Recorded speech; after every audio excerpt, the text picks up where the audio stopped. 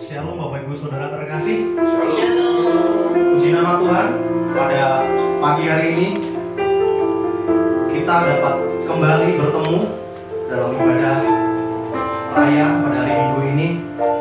Sama-sama kita bersyukur saudara,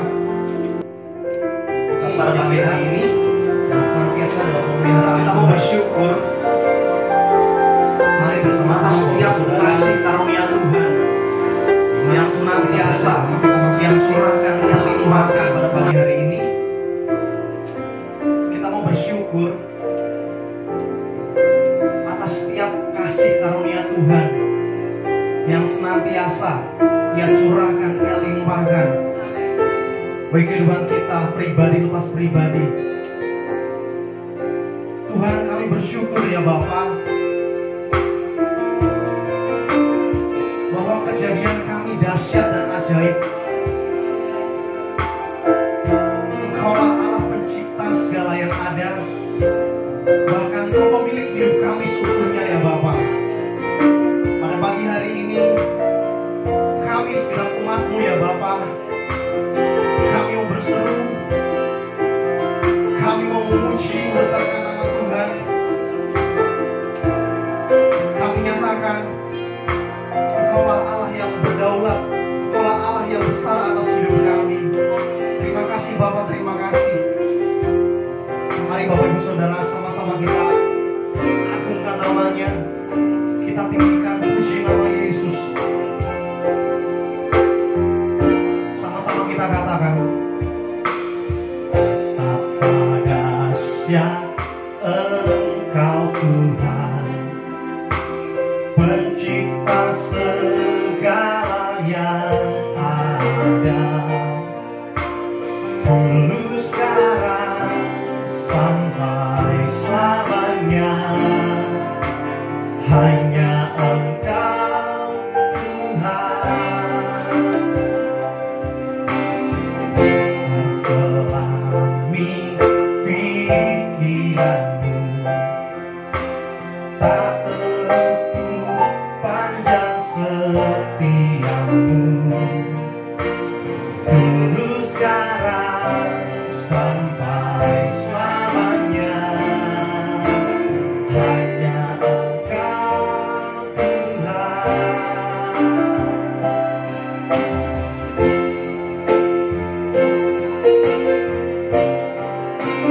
Ku sembah Engkau Yesus, hanya Engkau Allah di hidupku. Pada yang lain hanya Kau, hanya Engkau Tuhan selamanya. Kau tetap Allah, walaupnya semua bergoncang, tak tergoyahkan. Kau tetap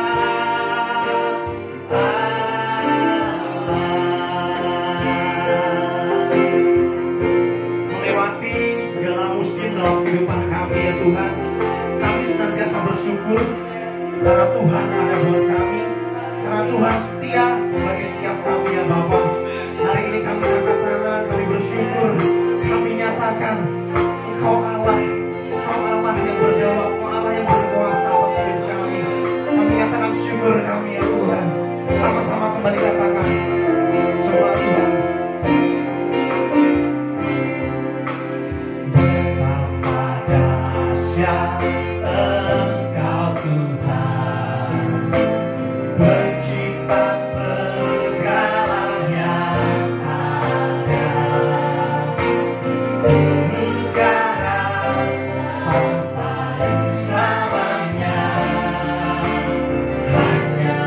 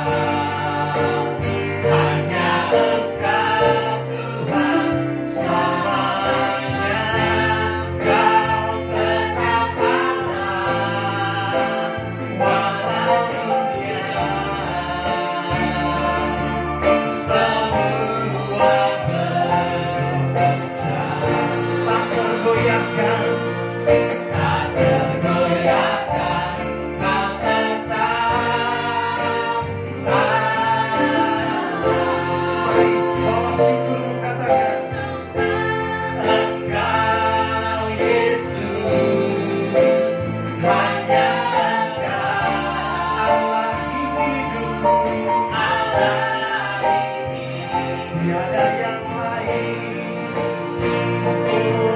Tiada yang lain, hanya Kau, hanya Engkau Tuhan selamanya. Kau tetap Allah, walau dunia semua bergoncang. Tak tergoyahkan, Tak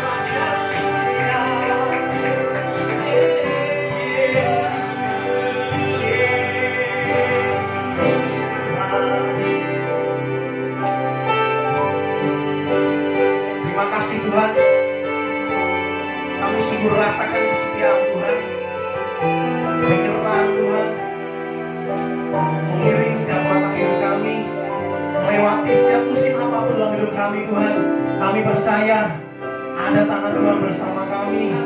Hari ini Tuhan, kami diingatkan senantiasa untuk kami selalu bersyukur pada Tuhan. Kami bawa puji-pujian kami, segenap hati kami, mulut kami, suara kami, kami menyatakan pada Tuhan, syukur kepada Tuhan. Terima kasih Bapak, terima kasih. Hanya di dalam nama Yesus Kristus kami siap berikan yang terbaik puji-pujian kami. Haleluya. Jemaat Tuhan sama-sama katakan amin. Amin. Puji nama Tuhan, saudara. Kita mau nyatakan hari ini syukur kita rasakan kebaikan Tuhan. Amin. Biar segenap hidup kita, waktu kita ingat kepada Tuhan, menyatakan syukur kepada-Nya. Haleluya.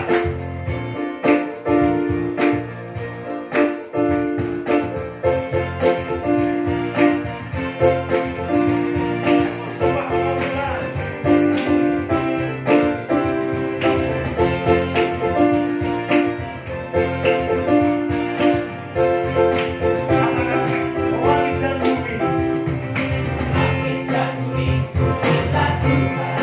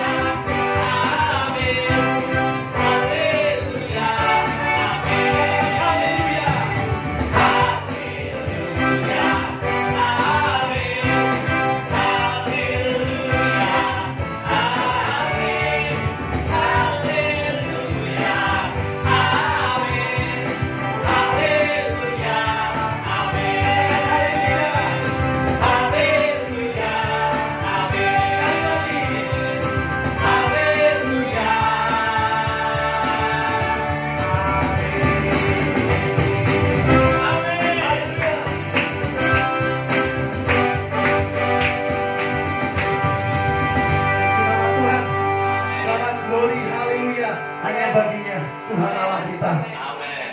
Amin, saudara. Sebentar kita akan mendengarkan kebenaran firman Tuhan. Mari siapkan hati, siapkan pikiran kita tertuju pada setiap perkataan Tuhan. Haleluya. Terima kasih Tuhan, terima kasih. Kami nyatakan hanya Engkau-lah Allah satu-satunya yang kami sembah, yang kami muliakan. Hanya Engkau-lah juru selamat kami.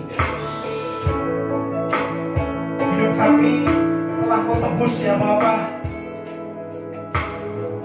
Oleh sebab itu, inilah hidup kami Tuhan, sepenuhnya milik-Mu. Kami percayakan kepada Tuhan saja, juru selamat kami. Terima kasih Bapa, terima kasih.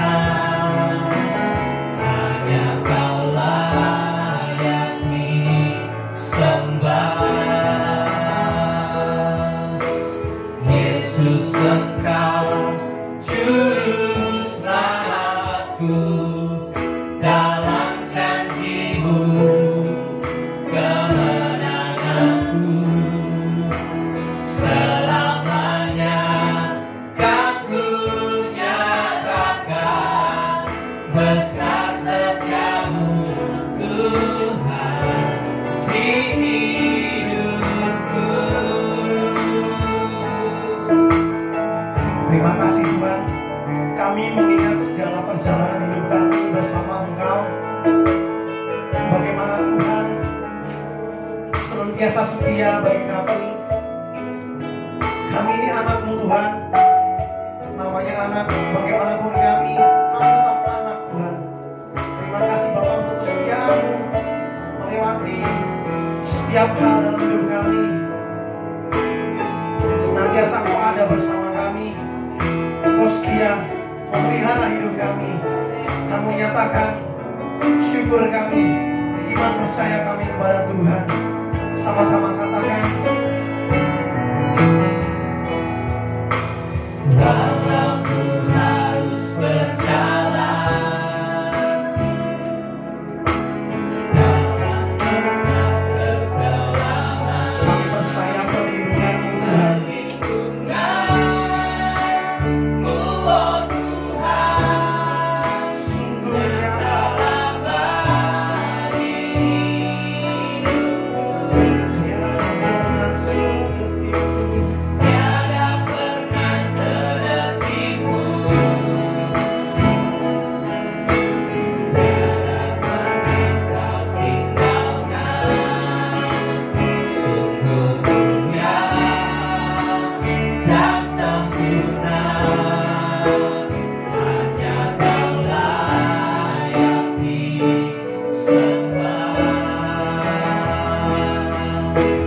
Yesus Engkau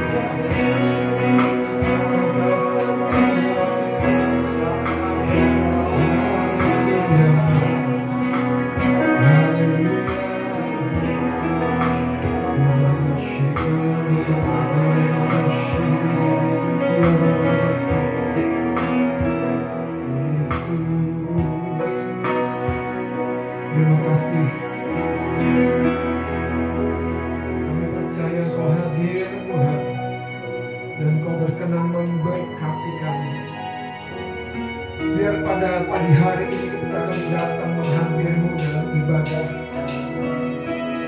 kami akan melihat Tuhan keajaiban-Mu. Kami akan melihat campur tangan-Mu. Kami akan melihat sungguh Tuhan ada di dalam hidup kami.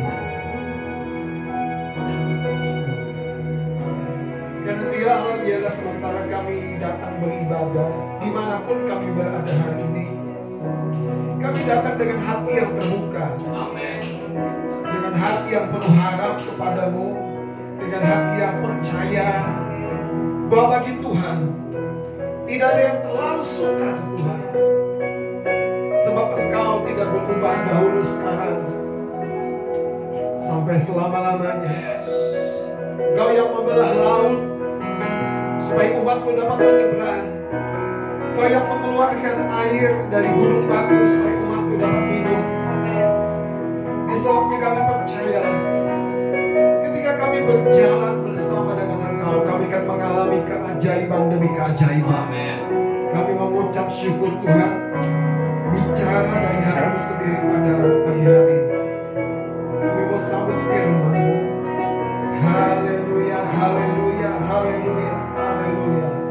Di dalam nama Yesus Kristus, semua kita yang siap menerima firman akan katakan amin. Puji Tuhan, puji Tuhan. Silakan duduk Bapak Saudara yang dikasihi oleh Tuhan.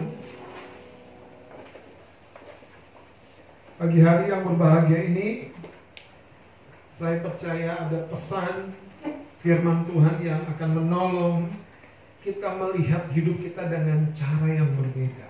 Amin. Saudara,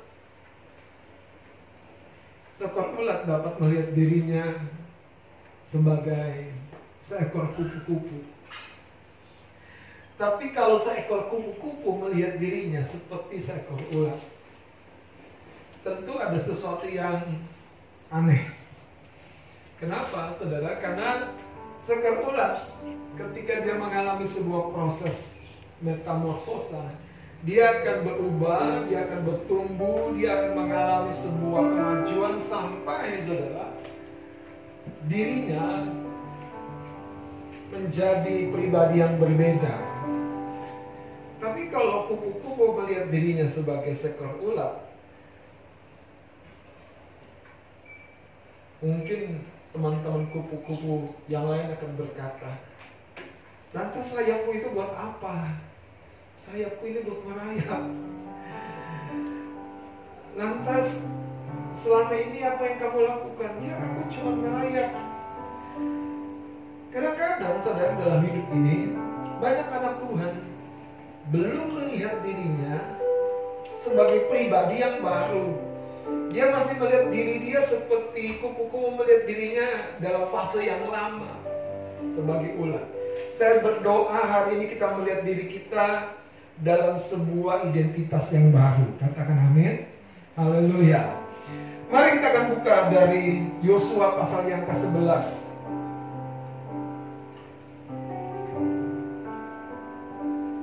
Ada satu kebenaran yang sederhana, namun saya berpikir ini mendasari banyak kehidupan anak-anak Tuhan.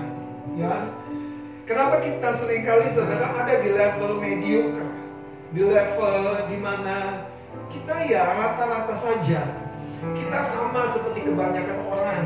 Kita tidak memiliki sebuah prestasi yang berbeda, yang unggul, yang menceritakan sesuatu yang luar biasa. Ya, saudara, sebetulnya ini bukan masalah kemampuannya, tapi selalu dimulai dari cara melihat diri yang salah. Nah, Yosua 11 ayat yang ke-16. Ada sebuah catatan dari kitab Yosua yang menurut saya menarik sekali. Ya, saya akan baca ayat 16. Kemenangan-kemenangan orang Israel. Demikianlah Yosua merebut seluruh negeri itu. Jadi ini kan perjalanan sebuah kisah di mana Yosua memimpin umat Tuhan menaklukkan kerajaan-kerajaan yang ada di tanah perjanjian, yang ada di tanah Kanaan. Kalau Anda membaca kitab Yosua, Anda akan tahu apa yang saya maksud. Ada begitu banyak kerajaan-kerajaan dan suku-suku asli yang ada di tanah perjanjian. Apa tanah perjanjian? Tanah yang dijanjikan Tuhan untuk menjadi milik pusaka bagi umatnya. Dan faktanya ini bukan tanah kosong, tetapi tanah yang di sana tinggal suku-suku, kerajaan-kerajaan yang bahkan sebetulnya secara lahiriah mereka luar biasa. Nah, di ayat 16 ini dikatakan, demikianlah Yosua merebut seluruh negeri itu, pegunungan, seluruh tanah Negeb, seluruh tanah Goshen, daerah bukit serta Araba Yordan, dan pegunungan Israel dengan tanah rendahnya. Dan ini catatan-catatan yang menakjubkan dari kisah Yosua. Kisah Yosua bersama dengan tentara-tentaranya. Dan siapa tentaranya? Tentaranya adalah bangsa Israel yang lahir di padang gurun dalam perjalanan ketika umat yang pertama keluar dari Mesir. Dan di dalam perjalanan yang 40 tahun itu lahirlah putra-putri mereka. Lahir di mana? Di sepanjang perjalanan 40 tahun itu. Dan saudara, mereka adalah orang-orang baru, generasi-generasi baru. Tapi yang anehnya menurut saya adalah ada sesuatu yang mereka warisi, yang mereka tidak sadar. Ini yang membuat mereka sebagian tidak mengalami perkara-perkara besar yang sebetulnya Tuhan rencanakan buat hidup mereka. Hari ini saya mau menyampaikan ada dua konsep berpikir yang sering menghalangi orang Kristen meraih atau mengalami hal-hal besar. Dua konsep berpikir, dan khususnya menghalangi mereka mengalami dan menerima janji-janji Tuhan dalam hidup mereka. Kenapa saya tegaskan janji-janji Tuhan? Sama seperti tanah Kanaan, Tuhan sudah menjanjikan, Tuhan sudah menyatakan, aku berikan tanah itu. Tapi saudara, Tuhan ingin Anda dan saya sekali lagi berpartisipasi. Nah, di kitab Yosua ayat yang ke-16 ini dari pasal 11 ini ada tekanan yang saya mau ulas sedikit. Dikatakan, demikianlah Yosua merebut. Katakan merebut. Merebut. Jadi saudara, ini adalah gambaran bagaimana Anda dan saya hidup dengan iman yang aktif. Anda dan saya harus berjuang, Anda dan saya harus mengalami suatu proses memiliki semua yang sudah Tuhan janjikan.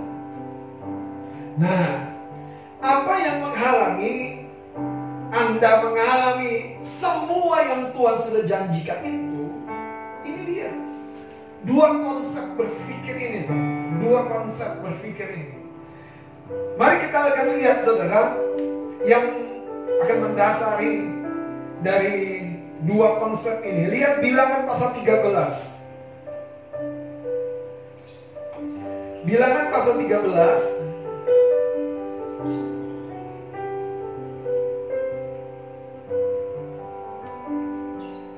Ayat yang ke-32 dan 33. Katakan konsep berpikir.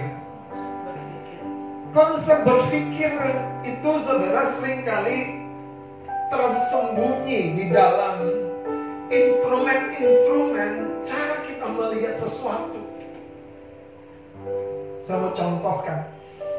Ada sebuah perusahaan yang mau ekspansi, mau mengembangkan penjualan, saudara, mesin jahitnya. Mereka memutus sales-sales dan tenaga-tenaga penjualnya ke satu wilayah. Tibalah tenaga sales yang pertama. Sampai di sana, mereka lihat ternyata orang-orang di sana, mereka tidak punya model-model baju.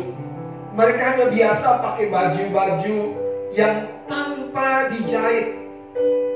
Akhirnya sales yang pertama ini pulang dan menyampaikan kepada perusahaan yang mengutus dia, tidak mungkin kita berhasil di tempat ini, karena orang-orang di sana bukan orang-orang yang suka baju-baju yang lain, suka mobil, suka mode. Tidak, mereka orang-orang yang terlalu sederhana, hanya biasa pakai kain-kain yang disambung begitu saja, tapi tidak dibuat sebuah baju. Beberapa waktu kemudian, ada pegawai baru datang ke perusahaan tersebut. Dicobalah pegawai baru ini untuk dikirim pergi ke tempat yang sama. Ketika tiba di tempat yang sama, yang dilaporkan oleh sales yang pertama, bahwa kita tidak mungkin berhasil menjual mesin jahit di sana. Boro-boro mesin jahit, mereka saja nggak tahu jahit menjahit.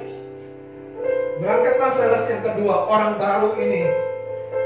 Setelah mengamati dan pulang dan berkata, situasinya sama, keadaannya sama, tetapi saudara ini yang menarik, laporannya berbeda. Sales yang kedua ini justru berkata begini, wah luar biasa, tempat di mana Bapak mengutus saya, oh sama sekali mereka di sana tidak mengenal jahit menjahit. Ini peluang besar untuk kita memperkenalkan teknologi baru mesin jahit. Wow, saudara, perusahaan yang mengutus pegawai baru yang berangkat yang berkata ini peluang besar, ini justru melihat, wah ini yang mereka butuhkan, yaitu cara melihat yang berbeda akan menghasilkan tindakan-tindakan, keputusan dan respon yang berbeda. Singkat cerita, mulailah mereka mengutus dan mengirim, menjual mesin-mesin jahit ke tempat, ke negara tersebut yang tidak ada teknologi, yang tidak mengenal jahit menjahit. Alkisah dari seorang tenaga penjual yang baru dengan cara melihat yang berbeda, terkenalah mesin jahit di negara tersebut yang menghasilkan beragam-ragam mode baju yang akhirnya memasyhurkan mesin jahit ini. Saudara, ini cerita yang banyak terjadi dengan kita. Hujan deras, anak-anak kecil berkata ini peluang dapat duit. Mereka ambil payung dari rumah, mereka keluar. Mereka menjual jasa ojek payung. Bagaimana dengan kita? Apa yang kita lihat dengan hidup ini? Cara kita melihat itu yang menentukan. Bilangan 13 ayat 32. Juga mereka menyampaikan kepada orang Israel kabar busuk tentang negeri yang diintai mereka dengan berkata, negeri yang telah kami lalui untuk diintai adalah suatu negeri yang memakan penduduknya. Ini namanya lebay, saudara. Dan semua orang yang kami lihat kan, semua orang yang kami lihat di sana adalah orang-orang yang tinggi-tinggi perawakannya. Bilang aja saudara, males. Karena belum semua dilihat tinggi-tinggi. Artinya apa? Nggak ada daya juang. Ayat 33. Ini yang menjelaskan kenapa mereka melihat keadaan tanah Kanaan itu dengan cara melihat seperti ini. Juga kami lihat di sana orang-orang raksasa, orang enak yang berasal dari orang-orang raksasa, dan kami lihat diri kami. Kami lihat diri kami seperti belalang. Di pembukaan tadi saya katakan, kalau ada kupu-kupu yang melihat dirinya seperti ulat, kasihan sekali saudara. Buat apa sayapmu? Lihat bangsa Israel, generasi baru yang lahir di padang gurun, pewaris tanah Kanaan. Mereka tidak bisa mengalami perkara-perkara besar. Itu dimulai dari cara melihat. Kalimat terakhir dikatakan, dan kami lihat diri kami seperti belalang, dan demikian juga mereka terhadap kami. Artinya apa? Ada cara melihat yang salah, ada cara melihat yang menghancurkan potensi-potensi mereka.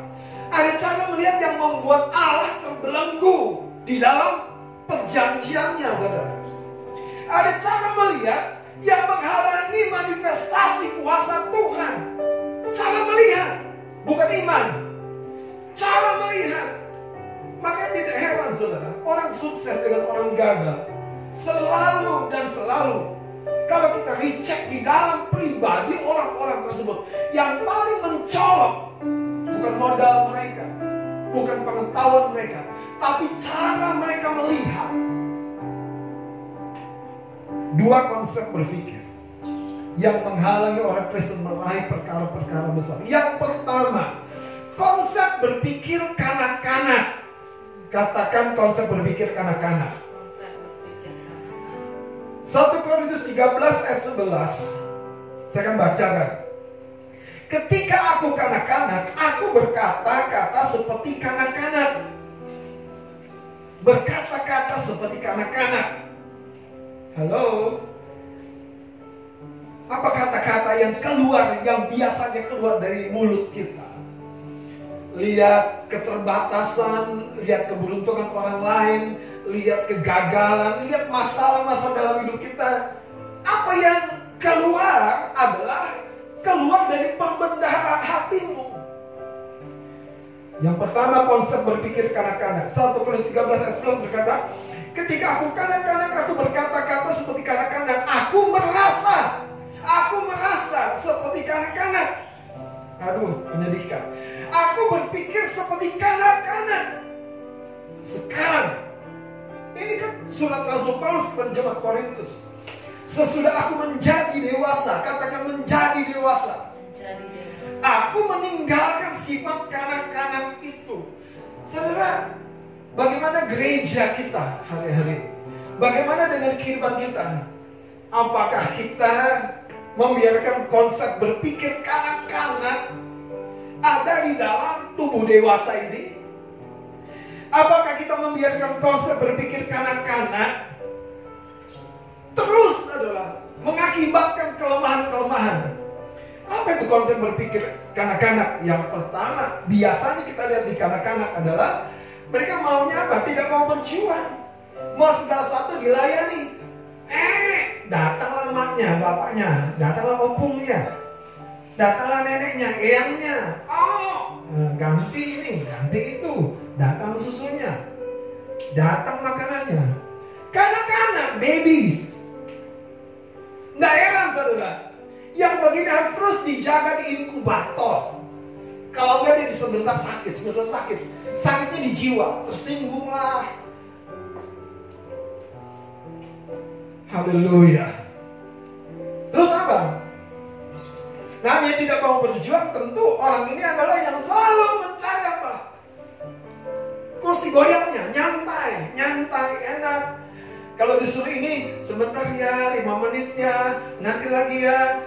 Segala sesuatu mau dikerjakan dengan santai. Haleluya. Terus apa lagi? Konsep berpikir kanak-kanak. Biasanya, saudara, kemana mengurus orang lain? Ngurus dirinya sendiri aja tidak bisa. Kanak-kanak selalu butuh si mbak. Yang kasihan kalau banyak orang tua menjadi si mbak buat anak-anaknya yang sudah dewasa. Kasihan banyak pendeta menjadi si mbak buat jemaat yang sudah dewasa. Haleluya. Mbak, tolong ambilkan. Diambilin. Padahal sudah berjenggot. Haleluya. Kemana mau melayani, kemana mau berkorban. Ini mentalitas, saudara. Konsep berpikir. Hidup untuk dirinya. Hidup untuk kenyamanannya. Gak ada satu pengorbanan. Dia gak ikhlas waktunya diambil. Gak ikhlas. Pengennya apa? Bayarannya berapa? Untungnya apa? Terus inilah egosentris. Anda pernah lihat anak-anak kalau dilihat sepiring biskuit, sepiring kue yang dia suka, aduh, haleluya. Yang dipikirannya adalah ambil satu, makan cepat, ambil lagi. Sudah ambil dua, makan cepat, ambil lagi. Dia nggak pikirin yang lain belum dapat. Ini kanak-kanak. Konsep berpikir kanak-kanak, kalaupun ia bekerja, dia bekerja bukan untuk orang lain, dia bekerja bukan untuk komunitasnya, dia bekerja bukan untuk negaranya. Waduh, tinggi banget untuk negaranya. Haleluya. Nah, heran saudara, untuk bangun pagi, kadang-kadang dia harus apa? Dibelai. Dek, bangun dek. Air panas sudah siap. Dek, bangun dek. Sarapan enggak ada dek. Dek. Kalau orang yang tidak lagi kanak-kanak, dia tahu kenapa dia harus bangun. Kenapa? Dia tahu jam berapa dia harus bangun. Dia tahu perjuangan yang harus dia siapkan. Katakan konsep berpikir kanak-kanak. Hari ini kalau gereja dipenuhi oleh orang-orang jemaat Tuhan yang konsep berpikirnya kanak-kanak, bahaya, saudara. Kenapa? Tadi egosentris. Untuk melayani itu butuh pengorbanan, butuh komitmen. Nah, itu butuh orang yang meninggalkan konsep berpikir kanak-kanak, mau didisiplin. Konsep berpikir kanak-kanak. Dalam 1 Korintus 13 ini, kenapa Rasul Paulus menuliskan pesan ini kepada jemaat Korintus? Jemaat Korintus ini bukan jemaat yang tidak berkarunia. Jemaat Korintus penuh dengan karunia. Wah, luar biasa. Tetapi ada kekanak-kanakan di dalam konsep berpikir mereka. Nah, heran, tersinggung sana, tersinggung sini, perpecahan di jemaat Korintus. Gak tahan kalau diomongin, gak tahan kalau tersinggung. Kanak-kanak. Katakan, aku meninggalkan konsep berpikir kanak-kanak. Aku menjadi dewasa di dalam Tuhan. Kalau ada yang satu ini, wah, bahaya. Sulit sekali kita meraih dan memasuki perkara-perkara besar. Kenapa? Untuk masuk dan mengalami perkara-perkara besar kita butuh berjuang, butuh berkeringat.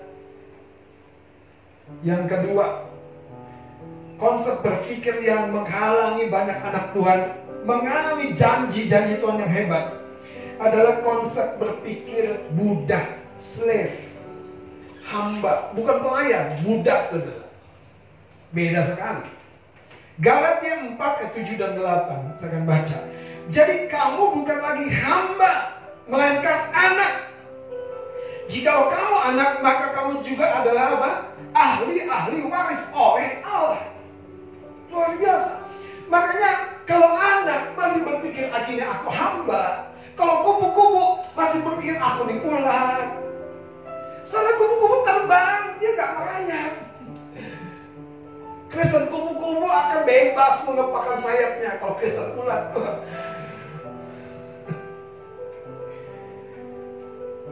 konsep berpikir budak. Kenapa konsep berpikir? Artinya begini, saudara. Kadang-kadang posisi pemimpin, posisi kepala rumah tangga, posisi orang yang penting, tetapi ada konsep berpikir hamba atau budak di dalam dirinya. Itu akan menghalangi dia punya hal-hal yang besar, mengalami perkara-perkara yang besar. Saudara, saya mau sampaikan satu statement yang sederhana. Kebesaran seseorang ditentukan dari kebesaran visinya. Anak muda, dengar, miliki visi yang besar. Tidak perlu kau tua, tidak perlu kau banyak harta. Visimu menentukan kemana engkau akan bergerak. Kebesaran seseorang ditentukan dari visinya. Kalau demikian, apa yang dapat memulihkan, menyembuhkan, dan konsep berpikir seperti apa yang harusnya kita miliki supaya kita meraih semua yang besar, semua yang hebat, yang dasar dari tanah Kanaan itu tadi yang Tuhan sediakan. Ini yang penting, saudara. Kita perlu memiliki konsep berpikir anak yang pulih. Mari kita buka Lukas pasal yang ke-15. Haleluya. Mari kita lihat, saudara. Lukas pasal 15 ayat yang ke-28 saya akan baca. Maka marahlah anak sulung itu dan ia tidak mau masuk. Si sulung ini yang harusnya sudah lebih dewasa marah waktu dengar keramaian pesta, ternyata adiknya si bungsu balik. Lalu ayahnya keluar dan berbicara dengan dia.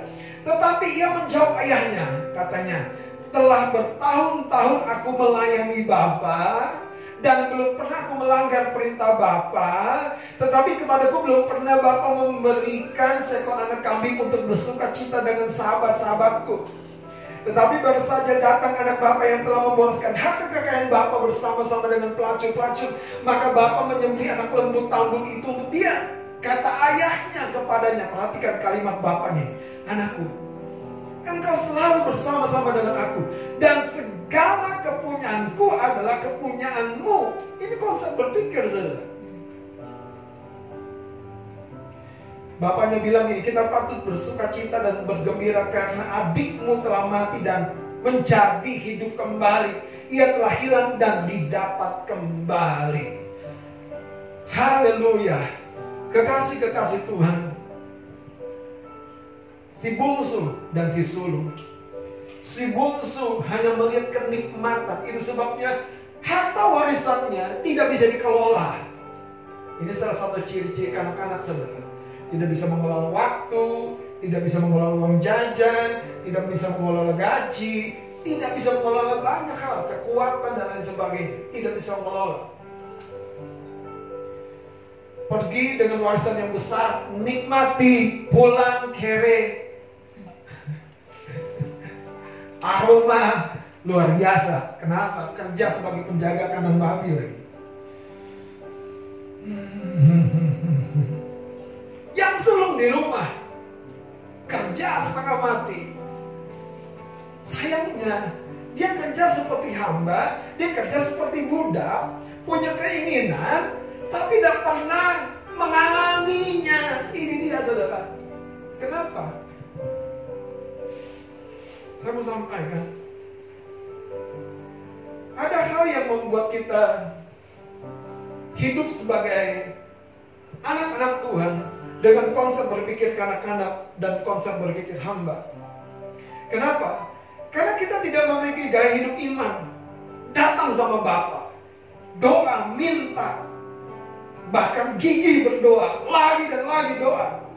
Yang kedua, kenapa? Kita tidak punya gaya hidup hubungan. Si sulung ini tidak punya hubungan dengan bapaknya. Dia nggak tahu kekayaan bapaknya itu punya dia. Beda si bungsu. Cuman karakternya si bungsu rusak. Yang ketiga, saudara, kenapa? Kita udah punya gaya hidup pengelola. Seandainya warisan yang diberikan kepada si bungsu dikelola, seandainya warisan yang belum diberikan tapi yang sudah punya si sulung dikelola, wow, dua anak ini akan lebih kaya dari bapaknya. Sederhana, saudara. Gak ada iman, gak ada hubungan, gak punya gaya hidup pengelola. Hari ini konsep berpikir seperti apa yang dominan di dalam diri kita? Konsep berpikir kanak-kanak, konsep berpikir hamba atau budak, atau kita telah menjadi anak yang pulih, yang mengerti waktu bapaknya bilang begini, anakku, engkau selalu bersama-sama dengan aku. Apa yang aku punya, kamu punya. Saya berdoa, saudara, hari ini kita bisa menghampiri Bapa di surga dan mengalami semua yang terbaik seperti bangsa Israel di tanah Kanaan, sekalipun masih harus merebutnya. Tetapi kita punya keyakinan yang besar, kita akan mengalaminya. Mari kita bangkit berdiri. Saya berdoa renungan singkat ini akan mengingatkan betapa pentingnya kita merubah konsep berpikir. Latih anak-anak kita dari kecilnya punya konsep berpikir besar. Biarkan dia memiliki mimpi yang besar, kerinduan yang besar, hidup yang berdampak.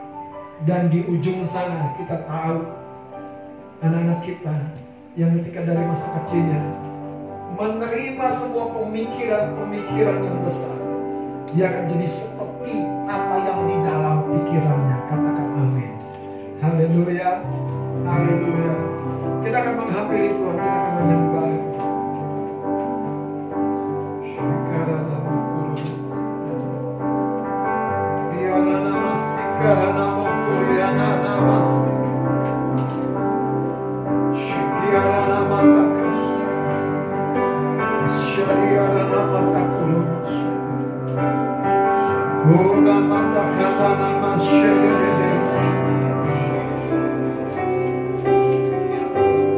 Seorang anak yang pulih berjalan dalam hubungan, berjalan dalam rasa percaya, iman. Seorang anak yang pulih, dia akan menikmati bukan sebatas kerja keras berjuang, tapi ada warisan ilahi. Mari jemaat Tuhan dimanapun kau berada, apa yang belum kau raih, apa yang belum kau alami, perkara besar apa yang kau rindukan, jangan bermental kanak-kanak, nyantai. Saudara, waktu kita terbatas, doa saudara, bergumul, berjuang. Jangan bermental hamba, budak, merasa kecil, merasa tidak mampu, tidak ada inisiatif, selalu tunggu didorong, tunggu perintah. Tapi seorang anak yang mengerti hati bapaknya, itu yang Tuhan mau.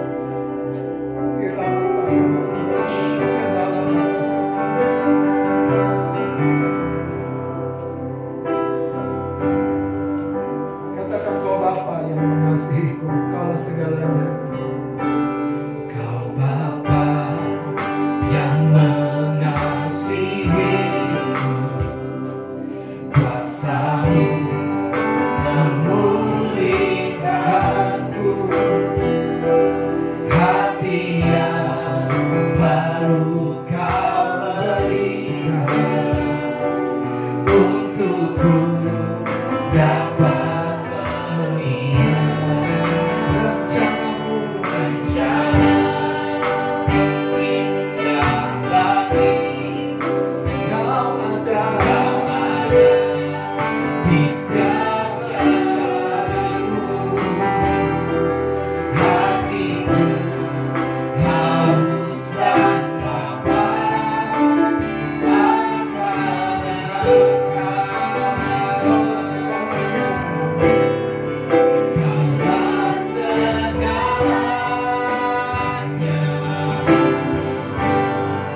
di dalam hidupku. Kerajaan-Mu, kebenaran-Mu, itu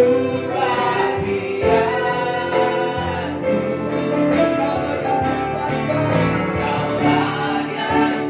Kaulah yang kupandang selama hidupku. Mengasihimu, memuliakanmu, Bapa dan Raja-Mu. Bapak Ibu Saudara, saya mau menyampaikan sebuah cerita kecil tentang seorang bapak yang punya 3 orang putra di rumahnya. Ketika bapak ini sukses makmur hidupnya, jadi saudagar yang kaya dan menjelang ajalnya karena dia sudah begitu lanjut usia. 3 orang putranya pun sudah dewasa dan besar-besar menjadi pewaris kekayaannya. Sang bapak ingin memberikan cincin yang selalu dia kenakan, dan menurut dia cincin ini bertuah. Karena cincin ini seringkali membawa keberuntungan buat dia. Tapi apa daya, ada 3 orang putra di rumahnya. Kemudian dia mendatangi seorang pengrajin cincin, dan dia bilang begini, tolong buatkan 2 lagi yang mirip, yang persis, yang sama dengan cincin yang dia miliki. Selesai, 3 cincin sudah didapat. Dia panggil 3 orang putranya, begini anak-anakku, bapak tidak akan lama lagi. Kamu tahu, cincin ini selalu bapak pakai, dan lihat bagaimana bapak bisa sukses dan berhasil dalam banyak hal. Bapak akan berikan kepada kalian. Dan ketika cincin ini diberikan, anak-anak ini berpikir, yang mana yang sebetulnya cincin yang selalu dipakai oleh bapaknya. Dan lama di cincin, bapaknya meninggal. Akhirnya 3 orang anak ini jumpalah dengan pengacara si bapak. Dan bapak bilang, pengacaranya bilang begini, oke, begini, ini nasihat saya. Untuk membuktikan mana cincin bapak kalian yang bertuah, yang membawa keberuntungan, kalian yang harus membuktikannya. Bagaimana caranya? Begini, kalian bekerja, kalian berusaha sungguh-sungguh, pekerjaan kalian dan usaha kalian yang berhasil, itu cincin yang punya bapak yang diberikan kepada kalian. 3 anak ini berpikir begini, aku mau buktikan, aku yang terima cincin itu. Mereka sungguh-sungguh, mereka pergi ke negeri yang jauh masing-masing dan bekerja sungguh-sungguh. Alkisah, mereka kumpul lagi dan mereka semuanya berhasil. Singkat cerita, mereka membanggakan cincin yang bertuah. Saudara, cerita ini sederhana, menunjukkan kepada kita sebetulnya bukan yang di luar yang membuat kita berhasil, tapi yang di dalam. Bagaimana kita melihat diri kita. 3 orang putra ini melihat dirinya, aku harus buktikan. Kabar baiknya adalah engkau dan saya menerima perjanjian yang sama. Kabar baiknya adalah engkau dan saya menerima Roh Kudus yang sama. Engkau dan saya menerima firman Allah yang sama. Engkau dan saya menerima janji-janji Allah yang sama. Kenapa berbeda? Engkau dan saya perlu membuktikannya itu, saudara. 3 orang putra ini bekerja sungguh-sungguh, dan waktu mereka kumpul, sang pengacara bapaknya bilang begini, anak-anak, kalian tahu bapakmu sengaja membuat cincin ini sama persis. Bukan cincin bapakmu yang bertuah, tapi upaya kerja keras kekuatan hati bapakmu yang membuat bapak menjadi saudagar yang kaya dan sukses hidupnya. Ketika orang putra anaknya ini sadar, inilah yang dimaksud oleh ayahnya ketika dia memberikan cincin bertuah ini. Saya berdoa ada firman di tanganmu, di hidupmu, ada janji Allah. Ayo berjuang, Yosua berjuang sampai semua wilayah kerajaan tanah perjanjian menjadi milik yang pasti buat mereka, anak Tuhan. Haleluya, katakan kalah segala, kalah segala, kalah segala.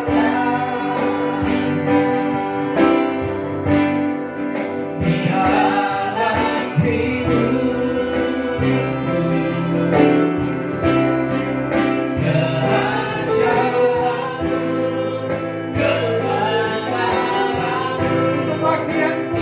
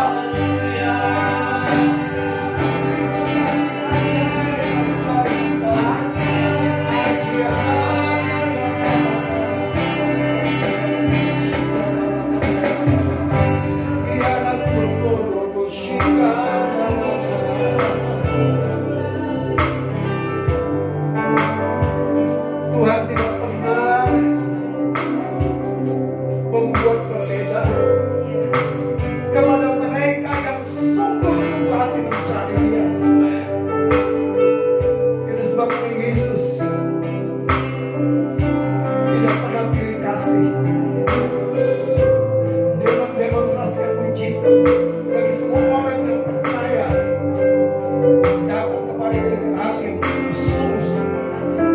Pagi hari ini, pada jemaat Tuhan, tanggalkan konsep berpikir kanak-kanak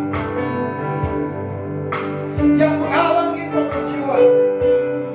Tanggalkan konsep berpikir budak yang membuat kau apatis, merasa kecil, merasa tidak berdaya. Hanya tunggu perintah ini, perintah itu, tidak ada inisiatif. Tapi jadilah sahabat-sahabat Allah. Jadilah anak-anak Bapa yang pulih. Taruh tangan kananmu di dada. Saya mau berdoa. Bapakku berdoa, biar DNA anak Allah yang telah kau tanam di dalam pribadi anak-anak tumbuh. Aku berdoa benih ilahi yang kau telah taruh dalam pribadi setiap kamu tumbuh, dan setiap konsep berpikir kanak-kanak hari ini kami tanggalkan, kami lepaskan dalam nama Yesus. Setiap konsep berpikir budak hamba yang selalu merasa tidak berdaya, lemah, pasif, hari ini kami kembaskan, kami tanggalkan di dalam nama Yesus. Karena kami tahu ada warisan yang besar, ada perjanjian yang besar yang kau sediakan bagi kami. Kami alami, kami terima semuanya di dalam nama Yesus. Dalam nama Yesus katakan Allah.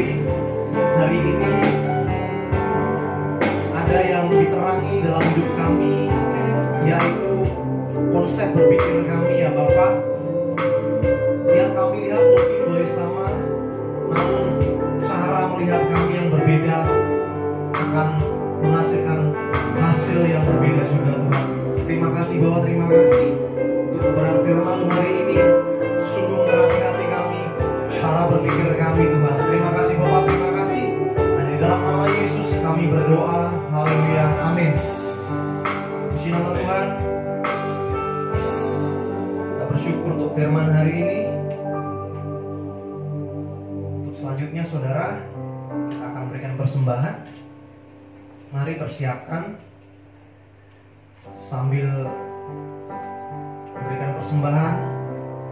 Saya akan sampaikan pengumuman pada hari ini. Sebelumnya kita akan berdoa. Tuhan, terima kasih untuk segala berkat-Mu yang Tuhan senantiasa sampaikan, setia memberkati kami. Terima kasih Bapak, terima kasih. Kami bersyukur pada hari ini kami bawa persembahan kami dengan sikap hati yang tunduk dan hormat pada Tuhan. Inilah syukur kami ya Bapa, kami berikan dalam nama Yesus. Haleluya, amin. Sembari kita memberikan persembahan, saya akan sampaikan pengumuman. Hari ini Minggu, tanggal 10 Mei tahun 2020. Pengumuman yang pertama adalah setiap kegiatan gereja akan diinformasikan sekretariat melalui WhatsApp grup GPI Kemah Pujian. Selanjutnya saudara, dalam rangka memberkati lingkungan, gereja kita akan membagikan parsel barang ke security dan yang lain-lain yang ada di sekitaran gereja kita, sekitaran sekretariat, saudara. Bagi Bapak Ibu Saudara yang rindu menabur dan memberkati, silahkan dapat menghubungi sekretariat atau bendahara gereja. Demikian pengumuman pada hari ini. Jika ada himbauan atau pengumuman lain dari Bapak Gembala, saya persilakan. Baik saudara, dan untuk persembahan bisa ditransfer melalui rekening bendahara gereja atau dititip kepada pemimpin kelompok kecil. Baik, kita bersyukur untuk ibadah kita pada siang hari ini. Kita mau akhiri, kita mau berdoa bersama saudara. Mari kita bersatu hati. Tuhan, kami bersyukur pada kesempatan pagi hari ini. Sungguh kami rasakan kasih setia Tuhan, pemeliharaan Tuhan atas hidup kami. Tuhan, hari ini kami berdoa bersama segenap umat Tuhan dimanapun kami berada. Kami bersatu hati Tuhan. Kami berdoa biarlah setiap umat Tuhan di gereja kami, GPI Kemah Pujian, kami memiliki hati yang dihanatkan kembali. Kami mengingat segala perjalanan kami bersama Tuhan. Terima kasih Bapak, kami bersyukur atasnya. Kami dikobarkan kembali dengan janji Tuhan, dengan firman Tuhan. Karena kami percaya Tuhan, yang Tuhan katakan tidak pernah berubah, tidak ditentukan oleh kondisi apapun yang kami alami, yang terjadi sekeliling kami Bapak, tapi ditentukan oleh perkenanan Bapa atas hidup kami, pribadi lepas pribadi. Terima kasih Bapak, terima kasih. Biarlah kami diteguhkan kembali, kami dikuatkan senantiasa ya Bapak. Dan Tuhan, kami berdoa untuk setiap bentuk ketawaran hati, setiap kelesuan, setiap kemandekan hari ini sudah ditanggalkan di dalam nama Yesus. Seperti yang disampaikan oleh Bapak Gembala, tahun ini adalah tahun multiplikasi ya Bapak, tahun berlipat gandaan. Apapun fakta yang kami lewati, apapun fakta yang kami lihat dan hadapi, kami percaya perkataan Tuhan biar termultiplikasi. Semua yang benar, semua yang baik, semua yang mulia terjadi dalam kehidupan kami Bapak. Terima kasih Bapak, terima kasih. Kami berdoa berserah sepenuhnya kehidupan kami pribadi lepas pribadi, keluarga kami, orang tua kami, anak-anak kami Tuhan, kami serahkan semua tangan kuasa-Mu Bapak. Karena kami percaya Engkaulah yang berdaulat atas hidup kami. Terima kasih Bapak, terima kasih. Menghadiri ibadah pada siang hari ini, kami mau katakan Engkaulah Tuhan, Engkaulah Raja atas hidup kami dan berdaulat atas hidup kami. Terima kasih Bapak, terima kasih. Engkaulah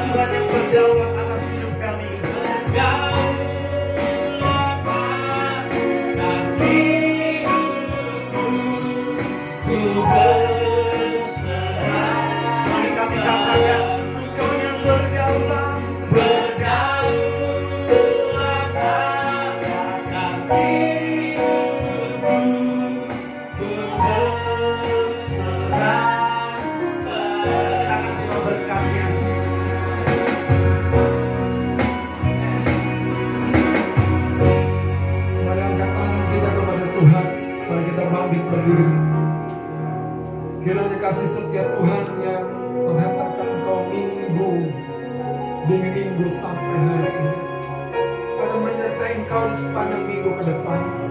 Kasih Bapa melingkupi engkau. Engkau jadi pribadi yang baru, jadi anak Allah yang pulih. Dan biarlah kasih Tuhan Yesus Kristus menyertai engkau, yang membuat masa-masa suka dan berat dalam hidupmu akan kau lewati dalam kemenangan.